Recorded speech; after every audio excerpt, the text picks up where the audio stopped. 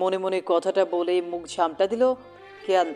গলা খাকারি দিয়ে রুমে প্রবেশ করলো সে। কেয়ানকে দেখে ডায়নার যায় যায় অবস্থা। হয়তো মনে ধরেছে, কিন্তু অধীর সামনে হওয়াতে কিছুই বলল না সে, বরং কেয়ানকে চোখ মারল। হা করে যায় কেয়ান, চেঁচিয়ে বলে উঠল, এই বেডি, আপনি কি চিটাগাঙ্গা নাকি যে বলা নাই দেখা নাই সোজা চোখ মেরে দিলেন?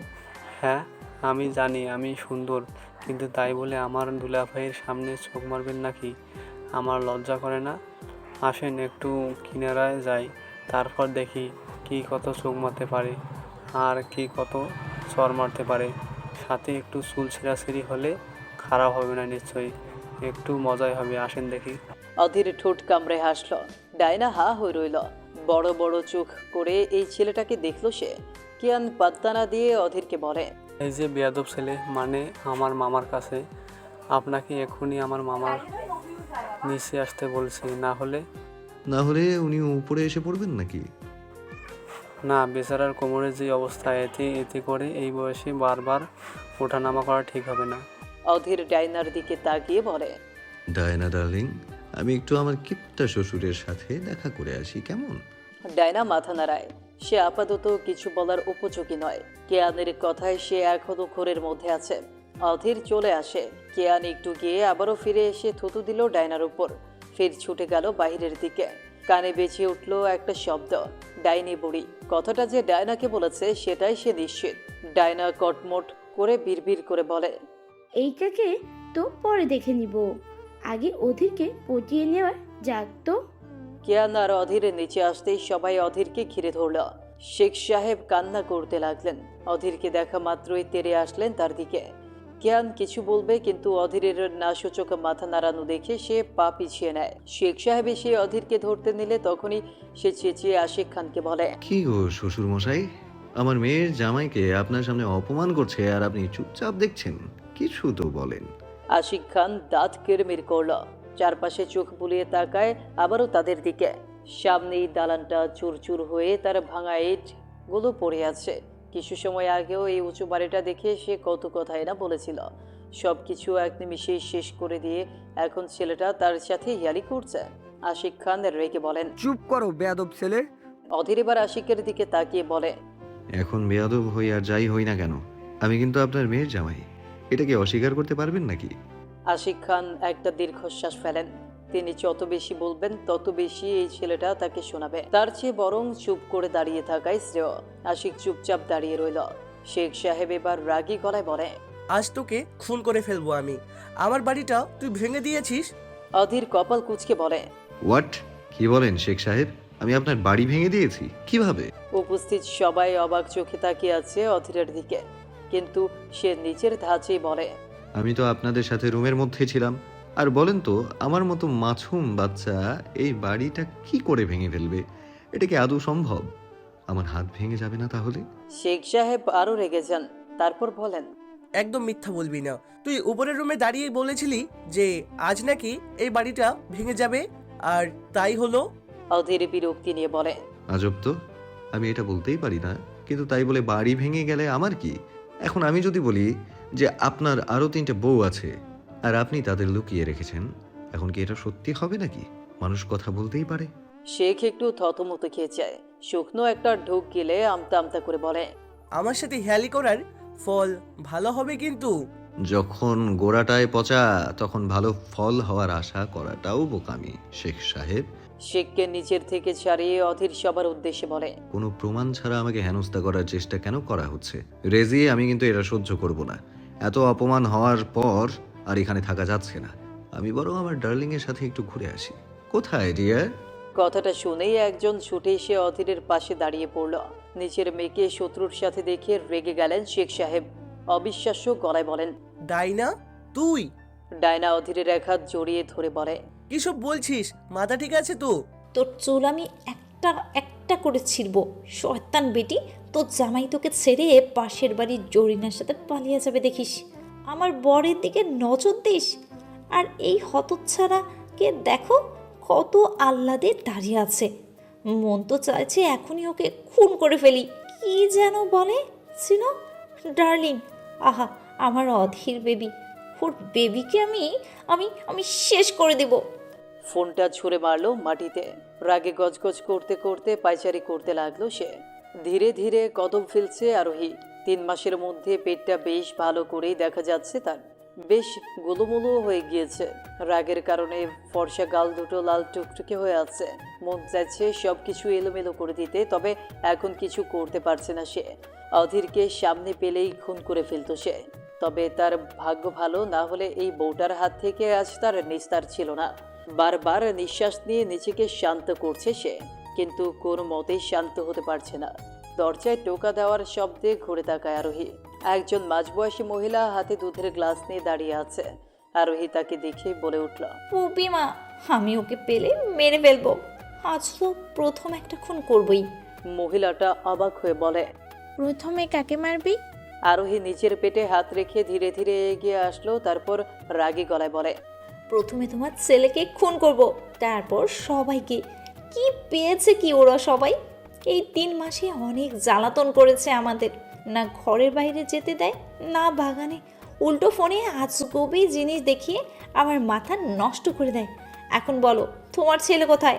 ওকে আজ খুন করবই। মহিলাটা আরোহীরকে সান্ত্বনা দিয়ে বলে, আরে আরো শান্ত হ। এই অবস্থায় এতটা হাইপার হওয়া ঠিক নয়। তুমি বলছো হাইপার হতে মানা? অ্যাটলিস্ট তুমি তো জানো এই 3 মাসে আমার সাথে কি হয়েছে। মহিলাটা কিছু বলতে যাবে তখনই ঘরে প্রবেশ করলো একজন। আরোহীর রেগে গিয়ে চুল টেনে ধরল। ছেলেটা লাফাতে লাফাতে বলে, ওরে বাবা, আজ শাকসুনি খপ্পরে কেমনে পড়লাম। মা, আমাকে বাঁচাও। এই মোটি ছাড় আমাকে। এই বয়সে টাক হলে কেউ বিয়ে করবে না, আর টাক হলে আমাকে আরও বেশি সুন্দর লাগবে। এমনিতেও তোর ওই আন্টির মতো দেখতে ননদ আমার পিছু পড়ে আছে। এখন যদি টাক করে দিস তাহলে আমায় দেখে তো সে টাক হয়ে যাবে। স্যার আরোহী পিঠে কয়েকটা কিল ঘুষি বসিয়ে দিল। তারপর গিয়ে বিছানায় বসে পড়ল। কেয়ান নিচের মাথার চুলগুলোর উপর হাত স্পর্শ করে বলে। আরোহী কটমট করতে করতে বলে, তা তো এমনিতেও যাবে। ওর একটা একটা চুল আমি টেনে টেনে ছিড়ব, কিন্তু তোকে আমি মেরেই ফেলবো। আরোহী তেরে এসে বলে, কি করবি মানে? ওর কান ধরে টেনে হেঁচড়ে আমার কাছে নিয়ে আসবি। ওর মেয়েদের সাথে আড্ডা দেওয়া আমি বার করছি। এখন তোকে আমি। কেয়ান বাবাগু বলেই ছুটে যায় বাহিরের দিকে। মহিলাটা হেসে ফেলে। তারপর আরোহীকে গ্লাসটা দিয়ে বলে, তোরা দুজন পারিস বটে। করবো বলো? তোমার যেই বাদর ছেলে, আমাকে জ্বালানোর একটাও কথা সে মাটিতে পড়তে দেয় না। ঠিক বলেছিস। আচ্ছা, এসব বাদ দে, এখন এই দুধটা খেয়ে ফেল দেখি চটপট করে। আরোহী মুখ ছিটকে বলে, ইস, দুধ না ভুপি, একদমই না। এমনিতেই তখন সেই ফলগুলো রায়মা আমাকে জোর করে খাইয়েছে। এখন দুধ খাওয়া ইচ্ছে করছে না, পরে খাবো কেমন। মহিলা হাসলো। তারপর বলে, ঠিক আছে, তবে খেয়ে নিবি কিন্তু। আচ্ছা তুমি যাও। তিনি আরোহীর কপালে চুমু দিয়ে বেরিয়ে গেলেন। আরোহী একটা দীর্ঘশ্বাস ফেলে। গত 3টা মাস সে কেমন করে কাটিয়েছে সেটা শুধু সে নিজেই জানে। এটা হচ্ছে কেয়ানদের বাড়ি, একদম শহরের মাঝখানে এই বাড়িটা। কেয়ান একটু ফানি টাইপের ছেলে হলেও তার বুদ্ধি আছে বটে। অধীর আর আশিক খান আরোহী সবসময় শহরের বাহিরে দূরে দূরে খুঁজেছে। কেউ কখনো এটা ধারণা করেনি যে তাদের দুজনের বাড়ির মাঝের রাস্তায় তাদের কাছেই আছে। রোজ রাতে আরোহী বারান্দায় দাঁড়িয়ে বাহির উকি দিয়ে থাকে। যখনই দেখে অধীর এই রাস্তা দিয়ে বাড়ি ফিরছে তখনই হৃদয়টা কেঁপে ওঠে তার।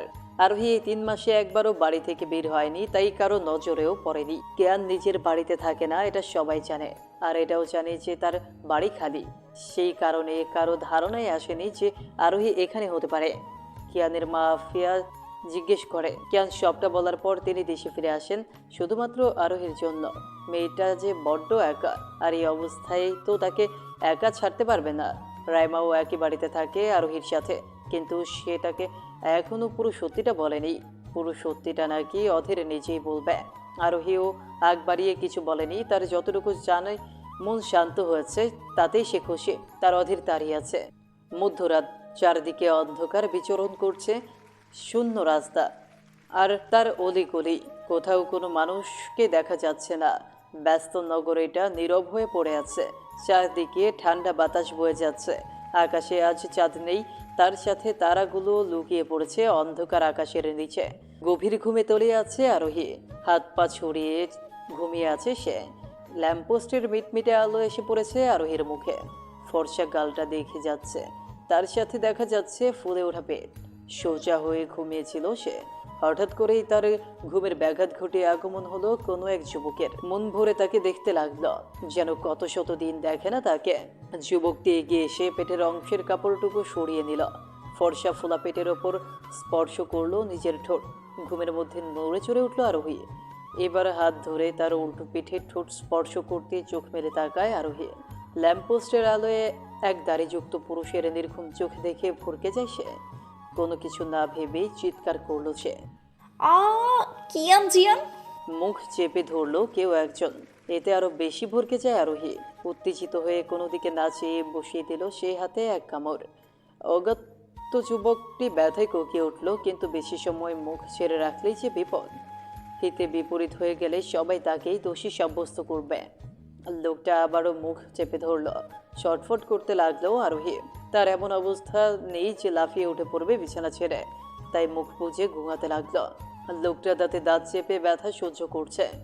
মুখ এগিয়ে নিয়ে যায় আরোহীর কানের কাছে। নাকি এক পরিচিত সুবাস বাড়ি খেতেই জ্ঞান ফিরল আরোহীর। বলা হয় পরিচিত পারফিউমের গন্ধ মানুষকে অতীতে নিয়ে তাকেও চিনিয়ে দিল ব্যক্তিটিকে। আরোহী আর ছটফট করলো না, বরং ভাবুক হয়ে গেল সে। মনে মনে বলতে লাগলো, এটা কি করে হতে পারে? উনি এখানে আসবে কি করে? উনি তো জানেই না আমি কোথায় আছি। তাহলে আমার বোধহয় ভুল হচ্ছে, কিন্তু এই পারফিউমের সুগন্ধি তো ওনার।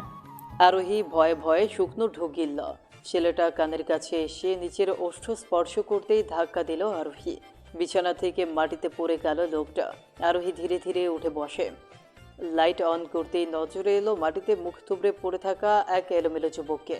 মাথা তুলে লোকটা বিড়বিড় করল, তিনটা মাস বউ শূন্যতায় কাটিয়ে আজ এলাম, আর এই লম্বা ধৈর্য আর ত্যাগের বিনিময়ে আমায় দিল বউ একখানা লাথি। আরোহী দাঁত কিরমির করতে করতে চেঁচিয়ে বলে, এই অসভ্য লোক আমার ঘরে কি করে এলে? এখনই আমার পুলিশ ভাইকে ডেকে জেলে আটক করব কিন্তু। অধীর কপাল কোচকে নিল। বউটা তার এমন করে কথা বলছে কেন? হাত বাড়িয়ে দিল সে। আরোহী মুখ ভেঙচি কেটে উঠে দাঁড়ায়। অধীর অবাক হয়ে যায়, চোখ বড় বড় করে অবিশ্বাস্য কণ্ঠে বলে, আমরা 3 মাস পর দেখা করলাম প্রিন্সেস, আর তুমি আমার সাথে কথা বলছো না? আরোহী রাগী গলায় বলে, কে প্রিন্সেস? কার প্রিন্সেস? আমি কারো প্রিন্সেস না। আর আপনি এখানে কেন এসেছেন? যান না আপনার ওই ডাইনা চায়না ময়নার কাছে। আমার কাছে কি? যান, এখনই বেরিয়ে যান। অধীর লুকিয়ে হাসল। মেয়েটাকে দেখতে এখন তার কাছে ছোট একটা বারবি ডল লাগছে। আরোহীর গালগুলো তার কাছে বেশ লাগছে। ফোলা ফোলা গাল স্পর্শ করতে ইচ্ছে করছে। উঠে দাঁড়িয়ে আরোহীর কাজ ঘেঁষে দাঁড়ায় সে। তখনই আরোহী সরে এসে চেঁচিয়ে বলে, এই দূরে থাকুন, আমার থেকে দূরে থাকুন। ছিচি, আপনার শরীর থেকে কি বাজে গন্ধটা না আসছে? ইয়াথু! অধীর ভ্যাবাচাকা খেয়ে যায়। নিজের শার্টের এক অংশ উঁচু করে নাকের সাথে লাগিয়ে তারপর নিচু করে রেখে পড়ে। কি বলছো তুমি? কোথায় গন্ধ? আরোহী নিচের নাক চেপে ধরে দূরে সরে গিয়ে বলে, আমি যাচ্ছি তো। অধীরের মুখটা চুপসে যায়। কোথায় সে ভেবেছিল বউকে একটু কাছে টেনে নেবে, আর তার বউ বলছে তার থেকে গন্ধ আসছে। লাইক সিরিয়াসলি, অধীর রায় চৌধুরীর শরীর থেকে নাকি গন্ধ আসছে। অধীর নিজেকে সামলে এগিয়ে এসে বলে, মজা করছো আমার সাথে? আপনি কি আমার বেয়াই লাগেন নাকি? অধীর একটু দুষ্টু হেসে বলে, না, এখনো হয়নি, তবে কয়েকদিনের মধ্যে হয়ে যাব। মানে? আরোহীকে একটানে নিচের বুকের উপর ফেলে দিল সে। চোখে চোখ রেখে বলে, মানে এটা আমি বুঝিয়ে বলি জান। আরোহী চটফট করলো, রাগী গলায় বলে, সাহস তো কম না আপনার! এত রাতে আমার বাড়িতে এসে আমার ঘরেই আমাকে নিজের সাথে লেপটে ধরে অসভ্যতামি করছেন। এখনো তো আমি ভদ্র আছি প্রিন্সেস। যদি তোমার এই অবস্থা না হতো তাহলে এত সময় তো। আপনি এতটা ঠোঁট কাটা কবে থেকে হলেন শুনি? এই ডাইনির সাথে থাকতে থাকতে দিন দিন অসভ্য হয়ে যাচ্ছেন। ছাড়ুন আমাকে, ছাড়ুন, না হলে চেঁচামেচি করব কিন্তু। করো, কোনো সমস্যা নেই। অধীর কোনো কাজ বাকি রেখে আসেনি। সবাইকে ঘুমের ওষুধ খাইয়েছি, তুমি চেঁচামেচি করো কিংবা চিৎকার করো, কেউ আসবে না। আরোহীর চোখ বড় বড় হয়ে যায়, অবিশ্বাস্য গলায় বলে। কী সব বলছেন? অধীর নিচের সাথে আরোহীকে জড়িয়ে নিল। ছটফট করলো না সে, বরং শান্ত থেকে প্রিয় মানুষটাকে অনুভব করলো। আরোহী অধীরকে শান্ত গলায় বলে। আমাকে খুঁজতে 3 মাস লাগলো আপনার? এই বুঝে অধীর চৌধুরীর ক্ষমতা? নিজের বউ আর বাচ্চাকে খুঁজতে 3 মাস লাগলো? বাবা! আমার ক্ষমতা সম্পর্কে জানতে এসো না জান। আরোহী মুখ বাঁকালো। অধীর টেরা চোখে তাকিয়ে গাল টেনে ধরে বলে। এই, তুমি এই কথায় কথায় ভেঙচি কাটছো কেন? আমার মুখ, আমার যা ইচ্ছে হবে তাই করব। আপনার কোনো সমস্যা? আচ্ছা এটা বলুন, এখানে আসলেন কি করে? অধীর বিছানায় বসে বলে। আর বলো না, লম্বা এক কাহিনী ছিল। বলেই ফেলেন, কি লম্বা কাহিনী শুনি। অধীর কিছু বলতে যাবে তার আগেই আরোহী চেঁচিয়ে বলে উঠল। এই দাঁড়ান, আমার খিদে পেয়েছে, কি খাবো আমি? কপাল কুঁচকে এলো অধীরের। কুঁচকে যাওয়া চাহনি দিয়ে বলে। এত রাতে খিদে? আজ কি ডিনার করে ঘুমাওনি? করেছি তো, কিন্তু আমার রাতে বেশি খিদে পায়। কিয়ান ফল রেখে যায়, যা সব সময় রাতে উঠে খেয়ে ফেলি। অধীর আরোহীর সামনে হাঁটু গেড়ে বসল। তার পেটে আলতোভাবে চুমু খেয়ে বলে। তাহলে আমাদের বাড়িতে আমার বেবির কোনো কষ্ট হয়নি? এই, কে আপনার বেবি? বেবির কোনো খোঁজ রেখেছেন আপনি? যান, এক্ষুনি আমাদের জন্য খাবার নিয়ে আসেন। অধীর উঠে দাঁড়ায়, শান্ত গলায় বলে। কি খাবে? এক্ষুনি আনিয়ে দিচ্ছি। আরোহী খুশিতে গদগদ হয়ে বলে। গরম গরম ভাত, তার সাথে কাঁচামরিচ দিয়ে আলু ভর্তা, টমেটো ভর্তা, গরম ডাল, আর হ্যাঁ, তার সাথে কিন্তু একটা লেবুও চাই। অধীর অবাক গলায় বলে। মাঝরাতে উঠে তুমি বাঙালি খাবারের আবদার করছো? আরোহী কপাল কুঁচকে বলে। আমি কি কিয়ান জিয়ানের মতো বিদেশি নাকি? বাঙালি আমি, তাও মাছে ভাতে বাঙালি। এখন মাছ খেতে ইচ্ছে করছে না, তাই ভর্তা চাইছি এক্ষুনি। অধীর আরোহীর গালে হাত বুলিয়ে বলে। জান, এত রাতে এইসব খাবার কোথাও পাওয়া যায় না তো। তুমি বরং অন্য কিছু খাও। কাচ্চি খাবে নাকি তেহেরি? তেহেরি তো তোমার ফেভারিট, তাই না? সেটাই খাও। কথা দিচ্ছি সকালে যে করে হোক এইগুলো অ্যারেঞ্জ করে দিব। আরোহী অবাক হওয়ার ভান করে বলে। আপনি কে? আপনার নাম কি অধীর রায়চৌধুরী না? কেন? তাহলে আপনার জন্য তো কোনো কাজই কঠিন না। একজন সাধারণ স্বামীর কাছে এই আবদারটা এত রাতে পূরণ করা সম্ভব নয়, তবে আপনার মতো একজন মাফিয়া ডন এটা তুড়ি দিয়েই করতে পারে। আই নো ইট। অধীর অবাক হয়ে যায়, সাথে একটু ঘাবড়েও যায়। আরোহী কি করে জানলো যে সে এখন মাফিয়া ডন? অধীরকে এমন করতে দেখিয়ে আরোহী নিজের পেটের উপর হাত বুলিয়ে বলে। দেখলে বেবি, তোমার পাপা একদম ফাঁকিবাজ। এমনিতেই তো আমাদের কাছে আসতে তার তিনটা মাস লাগলো, তার উপরে তুমি এখন খিদেতে কান্না করছো, আর সেটা দেখতেই পাচ্ছে না, শুধু মুখেই বলে আমার বেবি। আরোহী গিয়ে বিছানায় বসে পড়ল, গাল ফুলিয়ে বলতে লাগলো।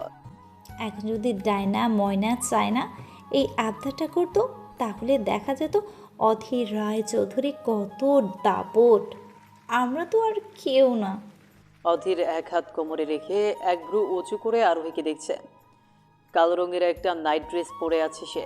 চুলগুলো একটা ঢিলাঢালা বেনের মধ্যে বেঁধে রেখেছে। আরোহী আগে থেকে আরও দ্বিগুণ ফর্সা হয়ে গিয়েছে। বলা হয় গর্ভবতী মেয়েদের সৌন্দর্য নাকি দ্বিগুণ হয়, তাই তো তার প্রিন্সেসের রূপ উপচে পড়ছে। রেগে আছে তার থেকে, তারপরেও কতটা কিউট লাগছে। গোল গোল গাল। অধীর একটা দীর্ঘশ্বাস ফেলে পকেট থেকে ফোনটা বের করতেই আরোহী চেঁচিয়ে উঠল।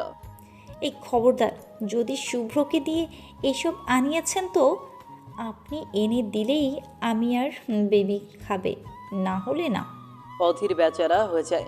একটা লম্বা শ্বাস ফেলে বিড়বিড় করতে করতে বেরিয়ে আসলো রুম থেকে। মনে মনে নিজেকে আচ্ছা রকমভাবে বকা দিল। কি দরকার ছিল এত রাতে প্রেম করতে আসার? ভুলেই গিয়েছিলাম যে এটা আমার এক বাচ্চার মা হওয়া বউ, নট মাই গার্লফ্রেন্ড।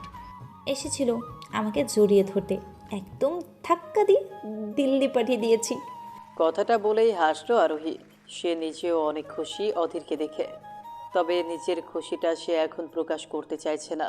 কারণ অধীরের থেকে তাকে এখনও সত্যিটা জানতে হবে। আর আজকে রাতটাই বেস্ট সেই সব সত্যি জানার জন্য। আরোহীর এমনিতেও খিদে পেয়েছিল, তখনই ভাবলো অধীরকে একটু জ্বালানো তো যাক। তখন ক্যান ফোনে ভিডিও করে এনেছিল ডায়না আর অধীরের, তা দেখে মাথা বিগড়ে গিয়েছিল মেয়েটার। এখন সেই শোধ সে তুলবে অধীরকে জ্বালিয়ে। আরোহী নিচের পেটের উপর হাত রেখে বলে, আমি জানি আমার মতো করে তুমিও জানতে চাও আসল কাহিনীটা কি, কোথায় থেকে এই সূচনা। এই 3টা মাস আমি কোনো মতে ছিলাম জানো, আমিও ভেবে কুল পাচ্ছি না যে এই গল্পের শুরুটা কোথায়। আমাদের বিয়ের দিনের কথাটাই বলি। সেদিন তো বিয়ে হওয়ার কথা ছিল ডায়না আর তোমার বাবার, তাহলে তিনি কেন আমাকে বিয়ে করলেন? আর কেনই বা ডায়নাকে ঘাড় ধাক্কা দিয়ে বের করে দিল? সবটা কেমন ধোঁয়াশা, তাই না? এরপরগুলো আর কী বা বলবো বলো? তোমার বাবার মাথায় হয়তো তার ছেঁড়া, তাই তো এত পেঁচিয়ে কথা বলে। আরোহী আনমনে এইসবটার শুরু খুঁজতে লাগলো। তবে সে এসবের সূচনা তার বিয়ের দিন থেকেই ঘটছে, কিন্তু সেদিনটা তো কয়েক পলকেই সবটা বদলে দিয়েছিল। আরোহী আনমনেই বিড়বিড় করলো, যদি সেদিন কয়েক পলকের জন্য অন্ধকার না হয়ে যেত, তাহলে আজ হয়তো আমি অন্য স্ত্রী হতাম না, এখানে থাকতো আজ ডায়না। আচ্ছা, কয়েক মিনিট ওই দিন কী হয়েছিল বুঝলাম না। আলো ফুটলো আর উনি আমার হাত ধরে বিয়ের আসরে নিয়ে কেন এলেন? আমাদের তো পরিচয়ও ছিল না কখনো। আর রায়মা এটা কেন বলেছিল যে সে আমাকে আগে থেকেই ভালোবাসতো? আরোহীর হাজারো ভাবনার মাঝেই চোখ লেগে আসলো। কত সময় কেটে গিয়েছে সে জানে না। চোখ খুললো একটা শব্দ শুনে, কারো হাঁপাতে থাকা নিঃশ্বাসের বেগতিক শব্দ। ঘুমের মধ্যে কপাল কুঁচকে এলো তার। চোখ খুলেই চমকে যায় সে। মুখের সামনে ট্রে ধরে দাঁড়িয়ে আছে কেউ। একটু সময় নিয়ে বুঝলো লোকটা অধীর। ট্রেটা বিছানার উপর রেখে সোফায় ধপ করে বসে পড়ল সে। জোরে জোরে শ্বাস নিতে লাগলো। অধীরের কপাল বেয়ে ঘাম ছুটছে।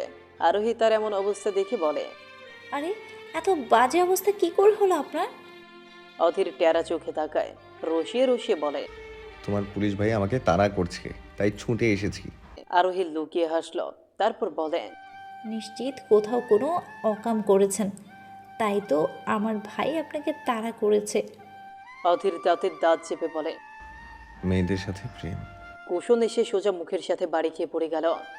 অধীর চোখ বন্ধ করে মনে মনে বলে, ও গড, এই মেয়েটা এতটা হিংসুটে কেন?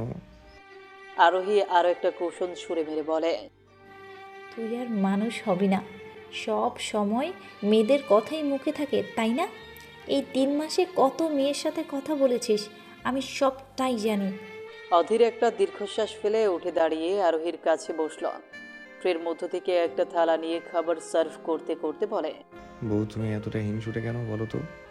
আরে আমি এই মাঝরাতে সেই কত দূর থেকে দোকানদারের ঘুম ভেঙে তাকে দিয়ে এইসব করিয়ে নিয়ে এসেছি জানো, সবটা নিজে করেছি, আর তুমি আমাকে সন্দেহ করো? আরোহী ভাতের প্লেটটা নিতে নিতে বলে, জানেন তো, পুরুষ জাতটাই এমন, সন্দেহ করতেই হয়, কারণ আমরা মেয়েরা হচ্ছি মিষ্টি মধু, আর সব পুরুষই মিষ্টি চেখে খেতে চায়। আমার আর মিষ্টির দরকার নেই, কারণ মিষ্টির দোকানের মালিকই তো আমি। অধীরের এমন কথা শুনে আরোহী হাসল। গরম গরম ধোয়া ওঠা ভাত, তার সাথে আরোহী যা যা বলেছিল ঠিক তাই নিয়ে এসেছে অধীর। যা দেখে আরোহীর মন ভরে গেল। ভর্তা দেখে খুশিতে গদগদ করতে করতে বলে, ওয়াও, এতগুলো ভর্তা, থ্যাংক ইউ। অধীর বাঁকা চোখে তাকায়, ভাব নিয়ে বলে, শুধু ধন্যবাদ দিলেন ম্যাম, অন্য কিছু দিবেন না? আরোহী কপাল কুঁচকে জিজ্ঞেস করে, অন্য কিছু মানে? অধীর এগিয়ে বসলো। আরোহীর গা ঘেঁষে বসতেই চেঁচিয়ে উঠল সে, এই দূরে থাকুন আমার থেকে, এখন তো ঘামের দুর্গন্ধ আসছে, ছি। এই আপনার জন্য আমি খাবার খেতে পারবো না তো, যান এখনই শাওয়ার নিয়ে আসেন, যান। অধীর খপ করে তার হাত চেপে ধরে বলে, অনেক হয়েছে ম্যাম, ভালো মানুষ মনে হয় আমাকে আপনার কাছে? আমি কে ভুলে গিয়েছেন? অধীর দুষ্টু হেসে বলে, তুমি চাইলে আমি কোলে চড়াতে রাজি আছি, কি বলো, কোলে নিব? আরোহী দাঁতে দাঁত চেপে বলে, আমি বাচ্চা নই যে আমাকে কোলে নিবে।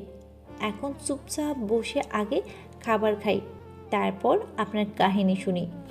কি কাহিনী? আরোহী কোনো কথা না বলে খাবার খেতে লাগলো আর অধীর তাকে দেখতে লাগলো। মুখে খাবার নিয়ে আরোহী বলে, এভাবে দেখবেন না, আমার পেট ব্যথা করবে। দরকার হলে একটু খেয়ে নিন। না, তুমি খাও। আলগা পিরিত বউ। কপালে ভাঁজ ফেলে বলে, কেন? সেসব বলবো, আগে বলি কি করে তোমাকে পেলাম।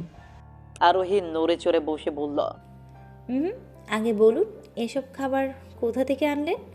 এই মাঝরাতে তো তোমার জন্য কেউ দোকান খুলে বসে থাকবে না, আর না তোমার বিদেশি ভাই আমাকে তাদের খিঁচে এনে ঢুকতে দেবে। আর শুভ্রকে দিয়ে আনালে আপনি তা খাবেন না। কি সুন্দর, তাই না? তাই কোনো দিক না পেয়ে সোজা মেইন রোডের দিকে গেলাম। ওখানে একটা লোক সবেমাত্র দোকান বন্ধ করছিল। লোকটাকে অনেক বললাম, কিন্তু বেটা একটা খচ্চর, কিছুতেই রাজি হচ্ছিল না। তারপর আরোহী আগ্রহ নিয়ে বলল। তারপর?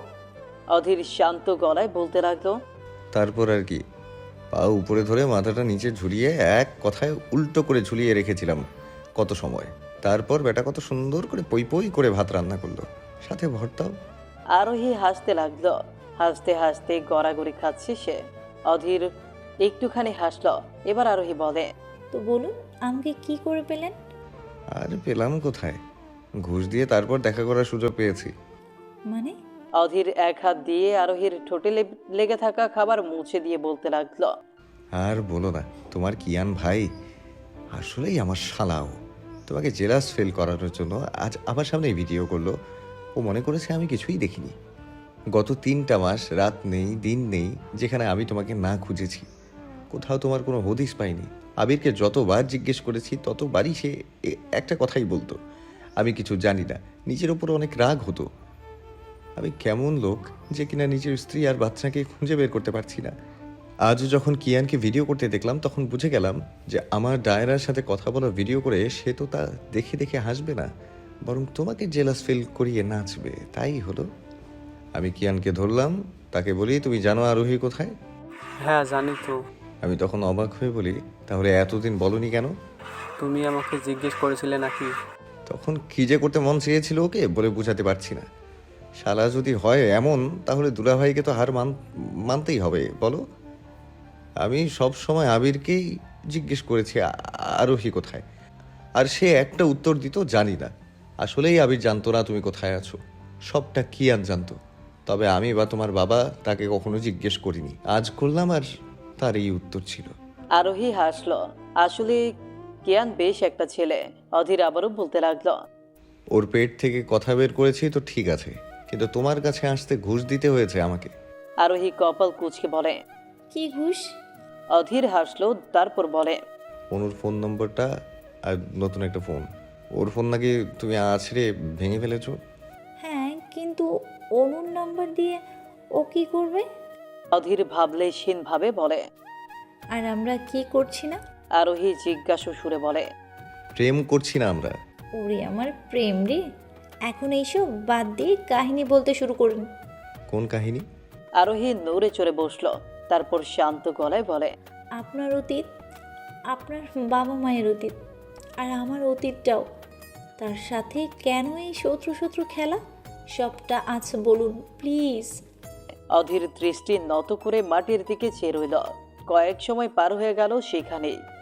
অধীরকে চুপচাপ বসে থাকতে দেখে আরোহী নিজ থেকেই প্রশ্ন করল, আসলে আমি নিজেও বুঝতে পারছি না কোন দিক থেকে শুরু করব। তবে প্লিজ বলুন আমাকে বিয়ে করার রহস্য। আপনি তো ডায়নাকে বিয়ে করতে যাচ্ছিলেন, তাহলে সেখানে আমাকে কেন বিয়ে করলেন? আপনি আমাকে কি করেছিলেন? আপনি জানতেন যে আমি খান বংশের মেয়ে? আপনার মা কে ছিল? আর আপনার বাবা কি হয়েছিল? কারা আপনাদের গাড়িতে আগুন লাগিয়ে দিয়েছিল? আর আরোহীর ঠোঁটের উপর আঙুল লাগিয়ে চুপ করিয়ে দিল সে। আলতো হেসে বলে, সব প্রশ্ন একবারেই কি করবে নাকি? অধীর উঠে দাঁড়ায়। জানলার পাশে গিয়ে বাহিরে তাকায়। আরোহী উঠে গিয়ে তার কাঁধে মাথা রাখল। অধীর তার হাতটা ধরে নিচের বুকের উপর রেখে লম্বা একটা দীর্ঘশ্বাস ফেলে।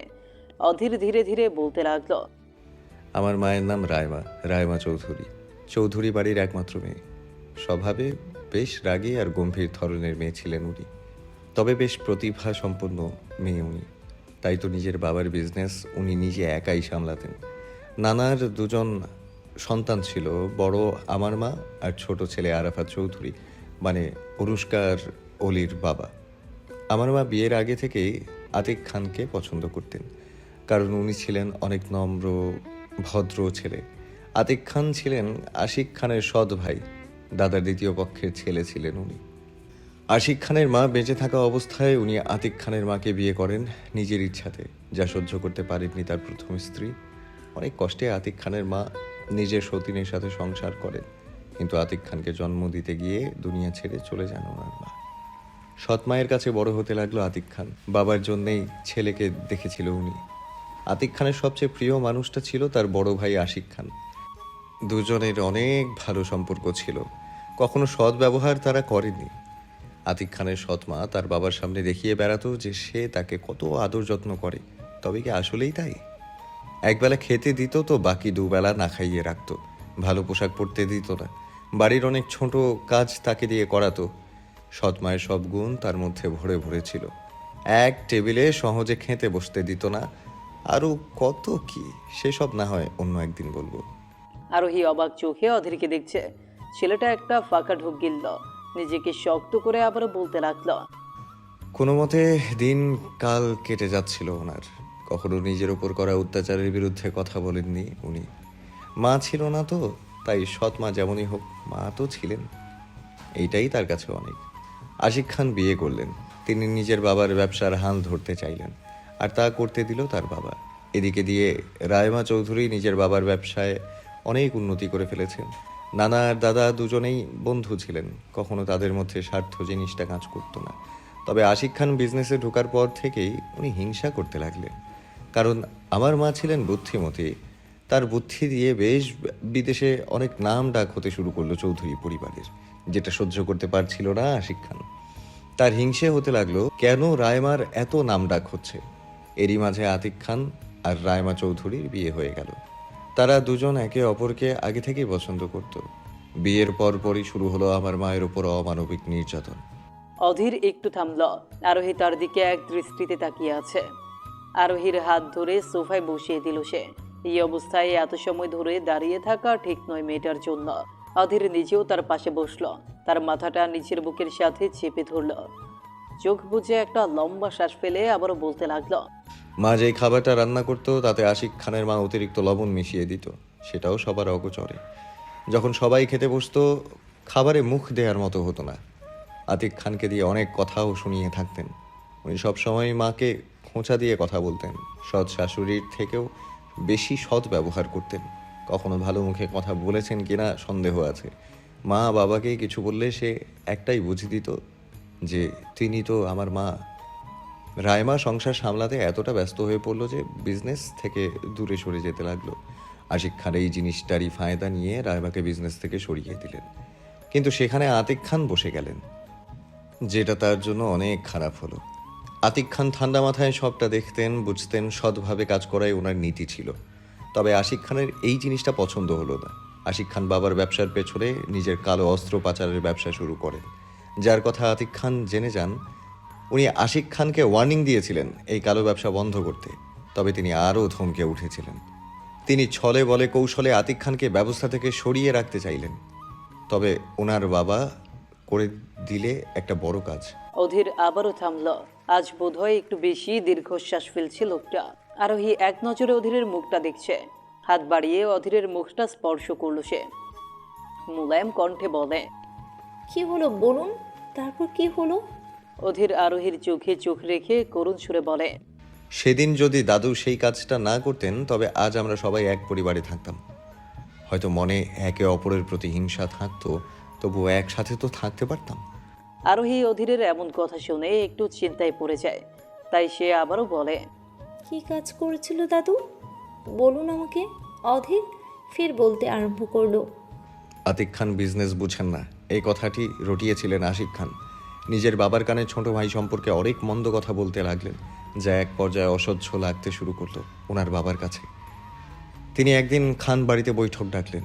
অতীত খান বাড়ির মাঝখানের অংশ জুড়ে বিশাল বৈঠকখানার আয়োজন করেছেন এই বাড়ির প্রধান কর্তা রমজান খান। গম্ভীর মুখে তিনি তার নির্ধারিত চেয়ারটিতে বসে আছেন। তার পাশেই বসে আছেন অতিথিকে অতি প্রিয় আলতাফ চৌধুরী। আজ কোনো একটা গুরুত্বপূর্ণ কথা বলার জন্য এই বৈঠকের আয়োজন করেছেন রমজান। উপস্থিত থাকতে বলেছেন বাড়ির ছোট থেকে বড় সকল সদস্যদেরকে। সাথে যুক্ত আছেন তার বিজনেসম্যান পার্টনার সহ আরও কয়েকজন লোক। আফসানা খান মুখে পান গুজে রাইমার দিকে বেশি অদ্ভুত দৃষ্টিতে তাকিয়ে আছে, যেটাকে বলে তাচ্ছিল্যের দৃষ্টি। তিনি কখনো রাইমাকে দেখতে পারেন না। মুখে মুখে উত্তর দেওয়া তার স্বভাব। মেয়েটা গর্ভবতী, কিন্তু তার এই জিনিসটা ভালো লাগছে না, বরং রাগ লাগছে তাকে দেখে। সৎ ছেলের বুকে তিনি দু চোখে দেখতে পারেন না। মেয়েটা বেশ চঞ্চল প্রকৃতির। আজ অবধি অনেক কিছুই তিনি করেছেন, তবে কখনো এই মেয়েটাকে শাস্তা করতে পারেননি। এই নিয়ে তার দুঃখের শেষ নেই। আফসানা খানের ভাবনার মাঝে আলতাফ চৌধুরী বলেন, রমজান, হঠাৎ করে ডাকলি কেন? কোনো জরুরি কথা বলবি? রমজান খান গম্ভীর মুখে একবার বড় ছেলের দিকে তাকান, তারপর ছোট ছেলেকে দেখেন, অতঃপর গম্ভীর মুখে বলেন, হ্যাঁ, জরুরি কথা বলতে আমি আমার সম্পত্তি সবটা ভাগ করে দিতে চাইছি। কথাটা শুনে আফসানা খান হাসলেন। উনি জানেন সম্পত্তির বেশিরভাগটা ওনার ছেলে আশিক খান পাবে, কারণ সে সব কিছুর দেখাশোনা করে। তবে তার এই খুশি হওয়াটা বেশি সময় টিকল না বোধ হয়, কারণ এর পরের ঘটনা তার একদমই প্রত্যাশার বাইরে ছিল। আফসানা খানকে নিরাশ করে দিয়ে রমজান খান বলেন, আমি আমার অর্ধেক সম্পত্তি আর পুরো বিজনেসটা নিজের ছোট ছেলের অনাগত সন্তানের নামে লিখে দিছি, আর বাকিটুকু আমি যতদিন অবধি বেঁচে আছি, আমার আর মরে যাওয়ার পর ততটুকু আশিকের। কথাটা শুনে চমকে তাকায় উপস্থিত সবাই। বিস্মিত হয়ে আশিক খান তার বাবাকে দেখছে। নিজের বাবার কাছে সে কখনো এমনটা আশা করেনি। চুপচাপ দাঁতে দাঁত চেপে বসে আছে সে। আতিক খান বাবার দিকে তাকিয়ে শান্ত গলায় বলে, রমজান রাগী গলায় বলেন, আমি কি করছি আর না করছি সেটা তোমার জানার বিষয় না। আমি আমার নাতিকে সব কিছু দিয়ে দিলাম নিজের ইচ্ছায়। তুমি তো ব্যবসার কিছুই বোঝো না। এখন আমি যা বলছি তাই করবে। সবটা আমি তোমার সন্তানের নামে লিখে দিছি। তখনই আলতাফ চৌধুরী উঠে দাঁড়িয়ে বলে, কি বলছিস রমজান তুই? আতিক যদি বিজনেসের কিছু না বোঝে তাহলে কেন ওর নামে সবটা লিখে দিচ্ছিস? ও তো কিছুই সামলাতে পারবে না। ও পারবে কি না পারবে সেটা আমার দেখার বিষয় না। এখন ওকে ওর সব কিছু বুঝিয়ে দিছি। আর তুমি ওকে সব কিছু দিয়ে দেবে আর আমি চুপ করে বসে থাকবো, এটা ভাবছো বাবা? আশিক খান এবার মুখ খুললেন। এত সময় ধরে সে মুখ বুঝে সহ্য করছে সবটা, কিন্তু আর না। আশিক খানের এমন কথা শুনে রমজান চেঁচিয়ে বলেন, তুমি আমার মুখে মুখে তর্ক করছো? সাহস তো কম না। এক পয়সাও দেব না এখন তোমাকে। তা তো তুমি এমনিতেও দিবে না, সেটা আমি জানি। সব তো ছোট ছেলেকেই দিয়েছো। আমি মুখ বুঝে কিছুই সহ্য করব না। আমি আতিককে মেরে ফেলবো। কথাটা বলেই নিজের রিভলভারটা বের করে সামনের চেয়ারে বসে থাকা আতিকের দিকে তাক করলো সে। হইচই পড়ে গেল সবার মাঝে। সবাই চেয়ার ছেড়ে উঠে ছুটতে লাগলো বাইরের দিকে, কিন্তু আশিকের গার্ডরা তাদের উপর গুলি ছুড়তে লাগলো। রমজান খান এমন দৃশ্য দেখে আশিক খানের গালে চর বসিয়ে দিলেন, কিন্তু এতে করে অবস্থা আরও বেগতিক হয়ে গেল। আশিক খান রেগে গিয়ে নিজের হাতে থাকা রিভলভার দিয়ে নিজে জন্মদাতা পিতাকে আঘাত করল। নিজের বন্ধুর মাথায় হাত দিয়ে বসে থাকতে দেখে এগিয়ে যান আলতাফ চৌধুরী। আশিক খানকে কিছু বলতে যাবেন, তখনই তিনি রিভলভারের ট্রিগারে চাপ দিলেন। মাটিতে লুটিয়ে পড়ল আলতাফ চৌধুরী। মোহনা চৌধুরী চিৎকার দিলেন। স্বামীর মাথাটা নিজের কোলে তুলে কান্না করতে লাগলেন। রাইমা ওপরে নিজের রুমে ছিল। হঠাৎ এমন শব্দ শুনে সে ছুটে নিচের দিকে আসতে নেয়। তখনই আফসানা খান তার মাথায় বন্দুক ঠেকিয়ে ধরল। আতিক কোন দিকে যাবে, কি করবে, সবটা তার মাথার উপর দিয়ে যাচ্ছে। মৃত্যু শয্যায় পা দিয়েছেন রমজান খান। রক্ত কপাল নাক চুয়ে চুয়ে পড়ছে, কিন্তু সেই সবকে পাত্তা না দিয়ে উনি বহু কষ্টে বলেন, আতিক, বৌমাকে নিয়ে এখান থেকে চলে যা। যদি তুমি এখানে থাকো তবে ওরা তোমাদেরও মেরে ফেলবে। পেপার সাইন করলে ওরা তোমাদের ছাড়বে না। চলে যাও বাবা, এই দেশ ছেড়ে, এই শহর ছেড়ে, এই বাড়ি ছেড়ে চলে যাও। আমার বংশের প্রদীপ একদিন নিজের দাদার প্রতিশোধ নিতে আসবে। তোরা চলে যা বাবা, যা এখান থেকে। রাইমা নিজের বাবার রক্তাক্ত শরীর দেখে অন্য কিছু ভাবতে পারল না। সে আফসানা খানকে ধাক্কা দিয়ে নিচে চলে আসে, কিন্তু দুর্ভাগ্যবশত আফসানা খান নিচের নিয়ন্ত্রণ হারিয়ে সিঁড়ি দিয়ে পড়ে যায়। মাথায় বেশ গুরুতর আঘাত পেয়ে তিনি সেখানেই মারা যায়। আর রমজান খানকে গুলি করেন ওনার নিজের ছেলে। ওই দিন কোনো মতে রাইমাকে ধরে আতিক সেই দেশ ছেড়ে পালিয়ে লন্ডন চলে যায়। সবাই জানলো যে সে মারা গিয়েছে। লন্ডনে তারা নিজেদের এক আলাদা সংসার বানিয়ে নিল। বর্তমান অধীর চুপ করে যায়। এইবার তার গলা ধরেছে। আরোহী উঠে এসে তাকে এক গ্লাস পানি দেয়। এক নিঃশ্বাসে সবটুকু পানি খেয়ে নিল সে। এত সময় ধরে কথা বলার স্বভাব তার নেই, তবে আজ বলতে হচ্ছে। অধীর সবটাই সংক্ষেপে বলছে। বেশি কথা বললে পরে আরোহী নিজেই কষ্ট পাবে, যেটা চায় না অধীর। সে চায় না তার বউটা আর কষ্ট পাক। কম কষ্ট তো আর সে দেয়নি কয়েক মাস।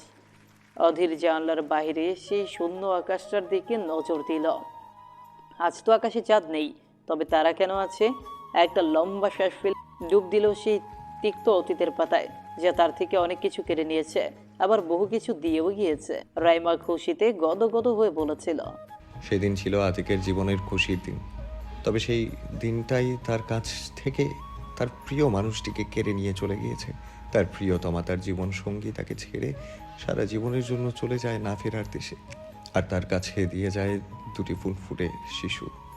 আতিক তাদের বুকের সাথে আগলে রেখেই নিজের জীবন পার করতে চেয়েছে। সে তো চির এতিম, মাকে জন্মের সময় হারিয়েছে। আবার ভাইয়ের হাতে বাবা খুন, যাকে মা বলে ডাকতো সেও নেই। তার জীবন সঙ্গীটাও আজ ছেড়ে গেল। আতিক চায় না তার সন্তানরা কখনো মায়ের কমতি বুঝতে পারুক। তাই তিনি সর্বদা তাদেরকে মা বাবা দুজনের ভালোবাসা, আদর, যত্ন দিয়ে বড় করতে লাগলেন। রমজান খান যেই সম্পত্তি তাকে লিখে দিয়ে গিয়েছে, তিনি তার একটা পয়সাও না নিয়ে নিজের যোগ্যতায় আরও একটা ব্যবসা শুরু করলো, যার মধ্যে ভাগিদার শুধু তার দুই সন্তান অধীর আর রাইমা। উনি নিজে কষ্ট করতেন, তবে কখনো তাদের কষ্ট জিনিসটা বুঝতে দেননি। সময়টা যখন আমার 7 বছর, ভালোই সব কিছু বুঝতে পারতাম। বাবা একদিন হঠাৎ করে আমাকে আর রাইমাকে নিয়ে নিজের দেশের উদ্দেশ্যে রওনা হন। আমরা কোথায় যাচ্ছি, কেন যাচ্ছি, এইসব প্রশ্ন করার মতো বুদ্ধি ছিল না। আমি আর রাইমা পেছনের সিটে বসেছিলাম, বাবার ড্রাইভার সামনেই বসেছিল। বাবাকে সেদিন বেশ খুশি খুশি দেখাচ্ছিল। বাবার মুখ থেকে হাসি যেন যাচ্ছিলই না। তার খুশি, তার মুখে হাসি, রাইমার বারবার খেল খেল করে হেসে দেওয়ার হাসির ঝংকার আজও আমার কানে বাজে। আমাদের তো মা ছিল না, এক বাবাই ছিল আমাদের। না ছিল পরিবার, তিনি আমাদের মা, তিনিই আমাদের বাবা, আবার তিনিই ছিলেন আমাদের পুরো পরিবার। হাসি, কান্না, সুখ, দুঃখ সবটা ভাগ করার একজন মানুষ। তিনি আমাদের দুজনের সুপার হিরো ছিলেন। সেদিন গাড়িতে আমরা অনেক মজা করছিলাম, হঠাৎ করে গাড়ি থেমে গেল। শেষবারের মতো আদর করে আমাদের ছেড়ে একেবারের জন্য চলে যান উনি, আর কখনো ফিরে আসেন না। আমরা অপেক্ষাই করতে থাকি, তবে আর ফিরলেন না উনি, আমাদের চির এতিম করে চলে যান। গলা ধরে আসলো অধীরের। আরোহী মুখ তুলে তাকায়। সবটা তার কাছে কেমন যেন লাগছে। প্রথমবার অধীরের এমন কণ্ঠস্বর শুনে তার হৃদয়ে আটকে উঠছে, মাথা ভন ভন করতে লাগলো। প্রথমে একদিন কতগুলো মানুষের প্রাণ চলে গেল।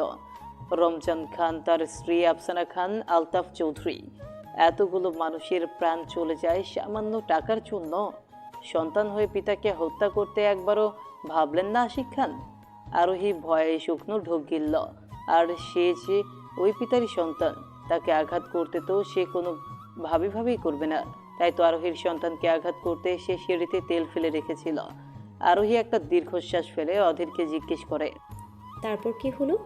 অধীর ফুঁস করে একটা দম নিল, এরপর ধরা গলায় বলে, নিজের চোখের সামনে নিজের বাবাকে আগুনে পুড়তে দেখেছি, নিজের চোখের সামনে নিজের পিতাকে আগুনে পুড়তে দেখেছি। শুনেছি তার আর্তনাদ, তার আর্তচিৎকার, তার ছটফট দেখেছি, কিন্তু আমি কিছু করতে পারিনি। চুপচাপ বসে থাকা ছাড়া আর কিছুই করার ছিল না আমার। অধীরকে থামতে দেখে আরোহী তার মুখ পানে চাইল।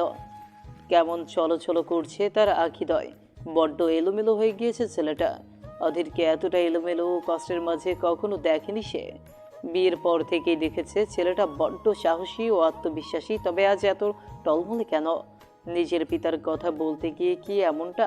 হয়তো কারণ একটা মানুষ যতই পাষাণ হোক না কেন, নিজের জন্মদাতার জন্য তার মনের কোণে একটু হলেও আবেগ থাকে। অধীরের বেলায়ও তাই। আরোহী একটা দীর্ঘশ্বাস ফেলে উৎসুক হয়ে তাকিয়ে আছে।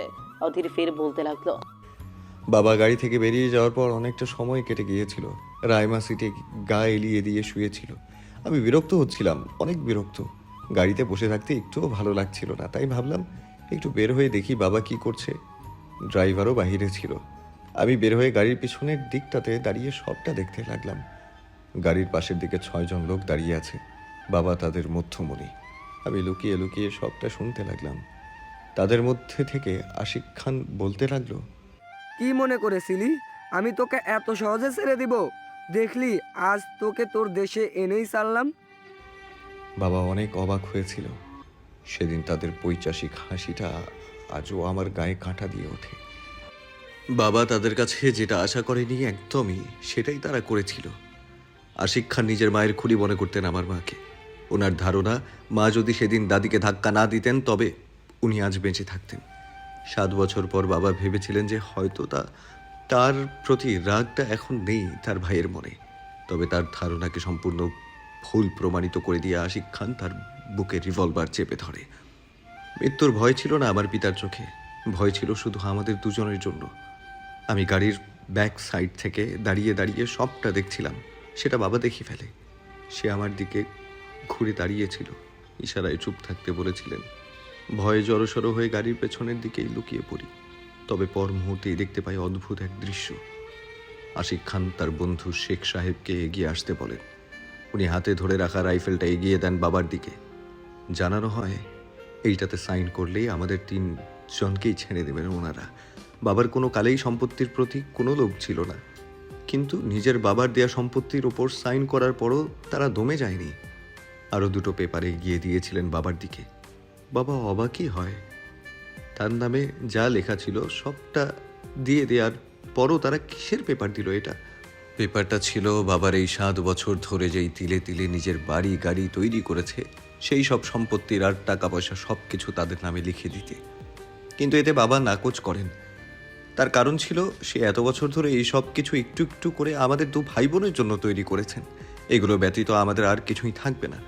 বাবা তাদের জানিয়ে দিল সে এটাতে সাইন করতে পারবে না। যেটা পছন্দ হলো উপস্থিত কারো একজন মহিলা এসে নিজের উঁচু মোটা হিল দিয়ে বাবাকে গলা ধরে এসেছে অধীরের। কথা বলতে গেলেই গলা বসে আসছে তার।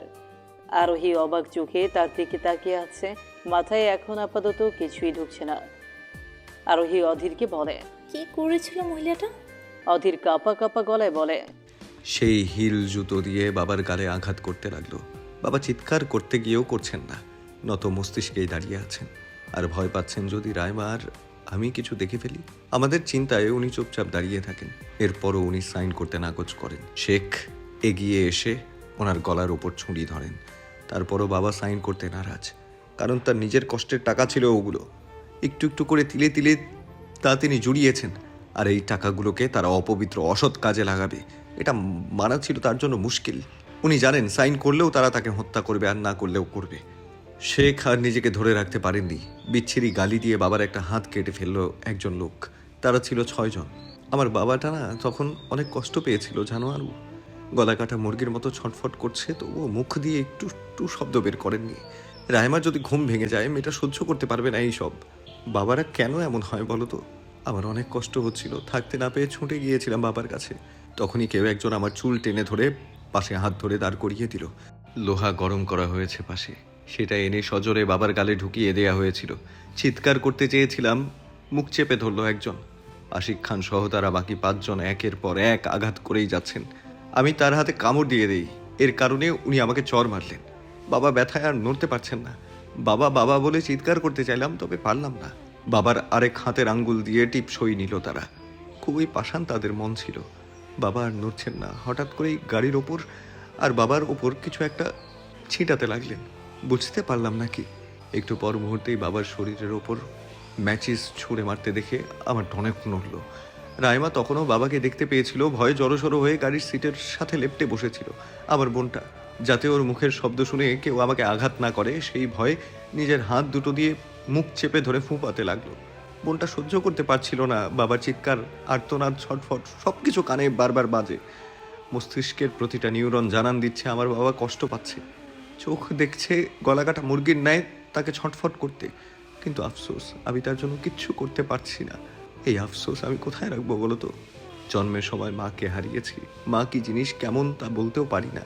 অনেক কষ্ট হতো সব সময়। যদিও বাবা ছিল আমাদের কাছে, কিন্তু সেও তো একা করে ছেড়ে চলে গেল। আগুনে চিৎকার করছে বাবা, আর আমি স্তব্ধ হয়ে তাকে দেখছি। মুহূর্তেই বাবা পুড়ে শেষ হয়ে গেল। চারপাশে কেউ ছিল না, স্থানটা নির্জন আর নীরব ছিল। সচরাচর সেখানে কোনো মানুষের দেখা পাওয়া মুশকিল। আমি বাবা বলে চিৎকার দিলাম, তখনই আশিক খান আমাকে চড় দিয়ে বলে, তারা গাড়ির দিকে ম্যাচের জ্বলন্ত কাঠি ছুঁড়ে মারে। সঙ্গে সঙ্গে আগুন ধরে যায় রায়মা বসে থাকা গাড়িটাতে। চিৎকার আর্তনাদ করতে লাগলো আমার বোনটা। বাবাকে হারিয়েছি, বোনকে হারাতে পারবো না। ছুটে গিয়ে সেই আগুনেই ঝাঁপ দিই। তারা মনে করেছিল আমিও হয়তো আর বেঁচে ফিরবো না। তারা সবাই চলে যায়। শরীর আগুনের তাপে জ্বলে উঠছিল বারবার। 7 বছরের বাচ্চা আমি, তখন তেমন কিছুই জানি না। রায়মা আমাকে ধরে বসে। ওর পেট ব্যথা উঠেছিল।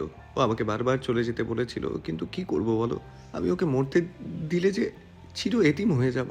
আমার একটাই তো বোন আছে, আর কেউ নেই পরিবার বলতে। আমি আমার বোন রায়মাকে অনেক ভালোবাসি। ও আমার কলিজার টুকরো। এই জন্য রায়মাকে তুমি কিছু বললেই আমার রাগ লাগে। আমি অধীর, চোখ মুখ লাল হয়ে গিয়েছে। ফর্সা মানুষ কান্না চেপে রেখেছে, যার ফলে নাক মুখ লাল হয়ে উঠেছে। চলো চলো আঁখি নিয়ে অধীরের পানি চেয়ে রয়েছে আরোহী।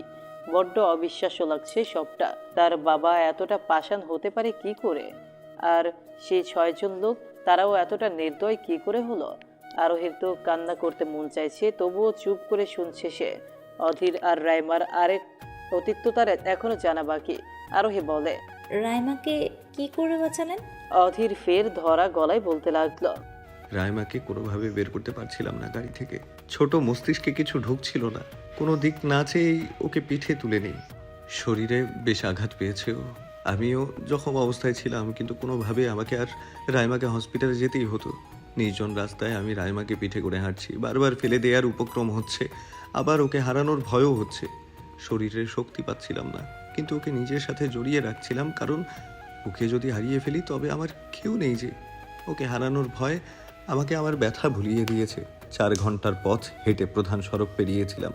একজন ভালো মানুষ আমাকে দেখে সেদিন সাহায্য করেছিলেন। গাড়ি করে হসপিটালে নিয়ে যান, যেটা ছিল চৌধুরীদের হসপিটাল, আমার নানাদের। নানি ভাগ্যগুণে আমাদের চিনে ফেলেন। তিনি আমাদের চিকিৎসা করান। অধীর থামলো। আরোহী তার মুখটা নিজের হাতের ভাঁজে নিল, নিজের কপালের সাথে কপাল লাগিয়ে নিল সে। অধীরের চোখ দুটো খোলা রেখেই চুপ করে আছে। আরোহী শব্দ করে কান্না করতে লাগলো। মুখে কোনো শব্দ সে বলতে পারছে না, নির্বাক বাক্যরুদ্ধ হয়ে কান্না করছে শুধু। তাদের মাঝে শুধু নিঃশ্বাসের বেগতিক শব্দ ব্যতীত আর কিছুই শোনা যাচ্ছে না। আরোহী কান্না জড়িত কণ্ঠে বলে, আপনি এত কষ্ট কিভাবে সহ্য করেছিলেন? কষ্টের তো এখনো কিছুই বলিনি। আমি তো সবেমাত্র এতিম হয়েছি। গল্পের সূচনা তো এখনো বাকি।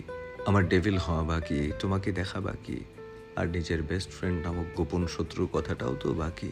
এখনো তো আমি সব বলিনি। আমার এতিম হওয়ার পর যে অত্যাচারগুলো সহ্য করেছি তা কি তুমি শুনবে? জানতে চাও কেন সেদিন তোমাকে বিয়ে করেছিলাম? শুনবে আমার বুকের ভেতর জমে থাকা এত বছরের সেই কান্না? কিভাবে শুনবে বলো? এটা তো শোনার মতো নয়, যা শুনে তুমি সহ্য করতে পারবে না। না, পারবো। আপনি বলুন, বলুন না শুনি আপনার সব অতীতটা। অধীর ফের দীর্ঘশ্বাস ফেলে। আরোহীকে নিজের সাথে শক্ত করে চেপে ধরে, যেন একটু আলতোভাবে ধরলেই সে হারিয়ে যাবে কোথাও। অধীরের হৃদয় জুড়ে আরোহীর বিচরণ শুধু। আরোহী তার বুকে মাথা রেখে কান্নাচরিত কণ্ঠে বলে, বলুন না ডেভিল, তারপর কি হয়েছে? আপনি এতটা কঠিন কি করে হলেন? চোখ বুঝে নিল অধীর। তিক্ত অতীতে ফের ডুব দিল সে। আরোহীর মাথায় হাত বুলিয়ে দিতে দিতে বলতে লাগলো সে, নানি আমাদের বাড়িতে নিয়ে এলো, চৌধুরী বাড়ি। আরাফাত চৌধুরী তখন চৌধুরী বাড়িটা দেখাশোনা করেন, কারণ আলতাফ চৌধুরী তো আরও আগেই চলে গিয়েছেন। মামা আমাদের জড়িয়ে ধরে বেশ কান্না করেছিলেন। তার আদরের বোনের শেষ চিহ্ন আমরা দুজন ছিলাম। নীলা চৌধুরীও অনেক খুশি ছিলেন, তবে সেই খুশি বেশি দিন টিকে না। আরও আমি আর রায়মা বাবাকে ছাড়া কখনো ঘুমাতেও পারতাম না, বিশেষ করে আমি যত সময় অবধি না বাবার বুকে মাথা রাখবো ততক্ষণ আমার ঘুম আসবে না। সেখানে তাকে না দেখে থাকাটা কেমন ছিল? কাউকে তেমন একটা চিনতাম না। তাকে ছাড়া আমরা একদম একা হয়ে যাই। নানীদের ঠিক মতো চিনতাম না, ছোট থেকে তো তাদের দেখিনি কখনো। ভয় করতো তখন খুব বেশি। চৌধুরী বাড়িতে আমাদের স্থানটা ঠিক কোথায় জানো? এতিম বলে তুচ্ছ তাচ্ছিল্য করা হয়েছে সব সময়। নানীদের কাছেই 2 বছর অবধি থাকি আমরা। অনুষ্কার অলির জন্মের পর থেকেই নীলা চৌধুরী একটু একটু করে পরিবর্তন হয়ে যায়।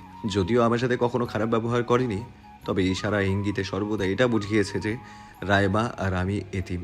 খাবার টেবিলে একসাথে খেতে বসলে উনি রায়বাকে সহ্য করতে পারতেন না, কারণ রায়মাকে সবাই অনেক আদর করত, বিশেষ করে মামা। মামার আদর যত্নে রায়মা অনেকটা স্বাভাবিক হয়ে যায়, কিন্তু রাতে ঠিকই কান্নাকাটি করত। পাশাপাশি রুমে থাকতাম আমরা। রাতে ভয় পেলে আমার বোনটা হঠাৎ করে চিৎকার দিয়ে উঠত, কারণ চোখের সামনে তার এখনও সবটা ভাসে, কি করে বাবাকে পুড়ে ফেলা হয়েছে। তখন বোনের কাছে গিয়ে তাকে জড়িয়ে রাখতাম, তবে নিজেও ভয় পেতাম। দুই ভাই বোন একে অপরকে জড়িয়ে ধরে টেবিলের নিচে কিংবা দরজার পেছনে লুকিয়ে পড়তাম। তখন খুব করে মা বাবার কমতিটা অনুভব হতো আমাদের। আমি রায়মার ছোট, কিন্তু ও অনেক দুর্বল। রায়মাকে যে নীলা চৌধুরী টেরা চোখে দেখতেন সেটা আমি সব সময় বুঝতাম, তবে কিছু বলতাম না। কি আর বলবো বলো, এতিম ছিলাম তো। এতিমদের তো এই কষ্টই প্রাপ্য। নানির আর মামার সামনে উনি আমাদের অনেক আদর যত্ন দেখাতেন, তবে তাদের পেছনে রায়মাকে দিয়ে কাজও করিয়ে ছাড়তেন। যদিও উনি অত খারাপ মনের ছিল না, তবে মামি তো মামিই হয়, মা তো আর নয়। একদিন পানি পান করতে গিয়ে ভুলবশত রায়মার হাত থেকে একটা থালা পড়ে যায় আর সেটা ভেঙে যায়। সেদিন নানি আর মামা কেউ বাড়িতে ছিলেন না। মামি ওই দিন সারাদিন আমাদের খাবার দেয়নি। সারাদিন তো শুয়ে শুয়ে কাটিয়েছি দুজনে, কিন্তু রাত নামতে অন্ধকার রুমে খিদের তাড়নায় ছটফট করতে লাগলাম আমি। রায়মা আমার চোখের পানি মুছে দেয়। আমি তো ছোট, তাই বড় সেজে আমাকে বুঝ দেয়। যখন পেট জ্বালা করতে লাগলো তখন একটা টাওয়েল পানিতে ভিজিয়ে সেটা নিয়ে আমার পেটে বেঁধে দিয়েছিল আমার বোন।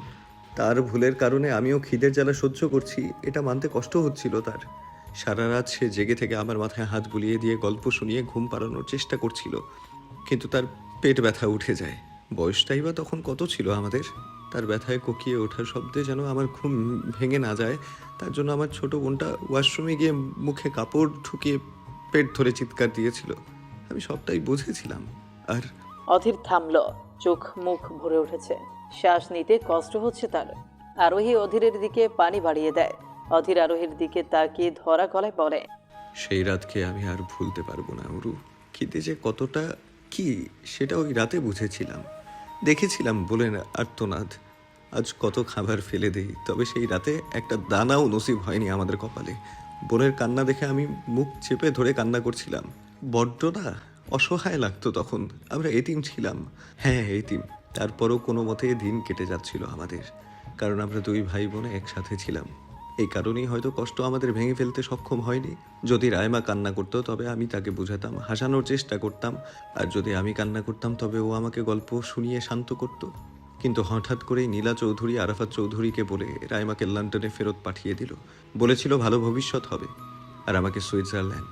সেখানে একটা বয়েজ হোস্টেলে আমি থাকতাম। সেখানে ঢুকেছিলাম একজন ভোলা ভালা ছেলে হয়ে, তবে বের হয়েছিলাম কালো জগতের বাদশাহ হয়ে। যে হোস্টেলে আমি থাকতাম সেটা বাহির থেকে দেখতে ভালো, তবে তার ভেতরের অবস্থা সম্পর্কে কারো একটু বিন্দু মাত্র ধারণা নেই। কালো জগতের সব কাজ তার মধ্যে হয়। সাধারণ বাচ্চাদের মতো তারা ট্রিট করে না সেখানে। যেখানে গালি ছাড়া কথাই বলা হয় না, সেখানে কি আশা করা যায় বলো তো? আরোহীকে জড়িয়ে ধরল অধীর, হাত দুটো কাঁপছে তার। আরোহীর দিকে তাকিয়ে সে বলে, রায়কে ছাড়া আমি থাকতে পারছিলাম না, আর সেখানে তো একা একা অন্ধকার রুমে থাকতে হতো। জানো আরও, আমার না প্রচুর ভয় করতো অন্ধকার রুমটাতে। বড় বড় ছেলেপেলেরা সেখানে অনেক কালো জগতের কাজ করতো। ড্রাগ, মাদক দ্রব্য থেকে নিয়ে অস্ত্র পাচার অবধি সব হতো সেখানে। আমি নতুন ছিলাম, তারা আমাকে প্রচুর টর্চার করতে লাগলো। খাবার খেতে গেলে থালা ফেলে দিয়ে তাদের কাজ করাতো, খেতে দিত না, শান্তিতে ঘুমোতে দিত না। আমি মনে মনে শুধু রায়মার কথা ভাবতাম, না জানি ও কেমন আছে, কোথায় আছে। জানি না মামা কেন আমাকে এইখানে পাঠালেন। ধীরে ধীরে সবটা সহ্য সীমার বাহিরে চলে যায় আমার, আর না পেয়ে নিজেই লড়তে লাগলাম। মারামারি করতে শিখলাম সেখানে। স্মোকিং থেকে শুরু করে সব ধরনের নেশা এই বডিতে নিতে লাগলাম।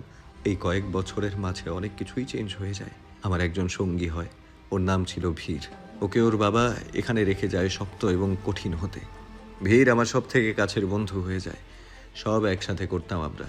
তখন আর ভয় করতো না, সর্বদা একে অপরের মাঝে ডুবে যেতে লাগলাম। কিন্তু একদিন একটা কাণ্ড। আমার কাছে রায়মা, বাবা আর মায়ের কয়েকটা ছবি ছিল। এক ছেলে সেটা নিয়ে আমার সাথে খারাপ ব্যবহার করেছিল, আমার সহ্য হয়নি। মায়ের ছবিটা ছিঁড়ে ফেলেছিল সে। কোনো দিক না তাকিয়ে এলোমেলোভাবে ঘুষি মারতে লাগলাম। চুলের মুঠি ধরে দেয়ালের সাথে শুধু মাথায় আঘাত করেছি। ওর মারা যাওয়ার পরেও আমি থামিনি। শেষে ভীর এসে আমাকে থামিয়েছিল। প্রথম রক্ত লেগেছিল এই অধীরের হাতে। পুরো শরীর রক্তে লাল হয়ে গিয়েছিল। সেখানে একটা রুলস ছিল, উপস্থিত ছেলেদেরকে কখনো আঘাত করা যাবে না। আর আমি সেই রুলস ভেঙে ফেলি, যার কারণে আমাকে সেখান থেকে বের করে দেয়া হয়। আমি বাড়ি যাইনি, বরং নিজেকে তৈরি করি, হিংস্র পশুর ন্যায় হয়ে উঠি। অধীর খান যেখানে আমার নাম হওয়ার কথা, সেখানে আমি আমার মায়ের পরিচয়ে বড় হয়ে উঠি। দা অধীর রায় চৌধুরী, আন্ডারওয়ার্ল্ডের বাদশা হয়ে উঠি। খুন খারাপা থেকে দিয়ে সব ধরনের কালো ব্যবসায় নিজেকে জড়িয়ে নিই। হয়ে উঠি পাষাণ হৃদয়হীন পশু। নিজের একটা আলাদা জগৎ তৈরি করে সেখানে রাজ করতে লাগলাম। আমার নাম শুনেও ভয়ে কাঁপতে লাগলো পুরো শহর। শুধু যে আমাকে মাফিয়া, ডন, গুন্ডা, মাস্তান ছেলে বলা হতো এমন নয়। 24 বছর বয়সে এই ছেলেটাকে সবাই এক নামে ডাকতে লাগলো, ডেভিল। আমার মনের মধ্যে কারোর জন্য দয়া মায়া জন্ম নিত না।